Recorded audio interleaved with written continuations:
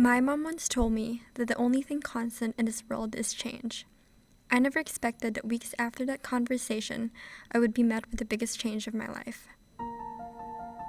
Back in 2006, my parents decided to apply for immigration, knowing that the lives of their children would be better overseas. They didn't get any response from the Agency for United States, so my mother applied for Canada and Australia, and we got denied in both. Suddenly, in 2013, our life took a 360 with one phone call. 7 years after, we got a response from the US agency, and we were going to have our interview at the US Embassy. We were in shock. We panicked and tried to get our papers done as soon as possible. We headed to Manila, the country's capital, all 6 of us cramping in this tiny room that could barely fit 3. We ran up and down the stairs of the medical center, not leaving the building with at least 4 vaccinations each. A few days after was the last step, the interview. We got there as early as possible and lined up for hours. We took turns in 2 chairs staring at the screen, waiting for our number, and unfortunately, the number didn't come in order. Finally, we squeezed into this one booth facing one white man who is going to determine what our future is going to be. Papers exchanged, we took the oath, and he said, "Are you ready for the cold?" I boarded that plane feeling all kinds of emotions, but my excitement for our American dream overpowered the sadness of leaving.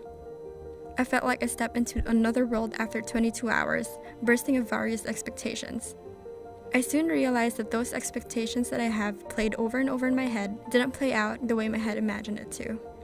I never thought I'd feel isolated in a crowded hallway. I felt even smaller than my 4'11" and a 4 height.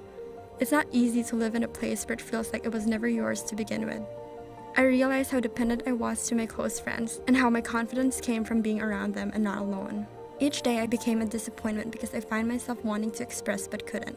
There were times I missed school because I was too upset and intimidated by the people. Sophomore year, I started looking at how my life is and how my decisions determine my path, and I shouldn't be waiting and relying on other people to initiate. There are always going to be things we can't change, but we can control how we are going to react towards our situation. I changed my outlook in life towards a positive one.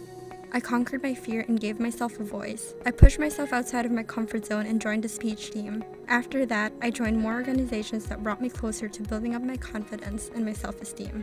Obstacles never really stop. Things always happen that remind me about how difficult being away is. It's definitely one of the worst feelings not being able to be there for someone who means so much, especially not being able to be there on a loved one's last day above Earth. However, with a better outlook on life, these challenges began to make me stronger as an individual. Slowly, I continued through the road to acceptance, holding these events treasured in my heart.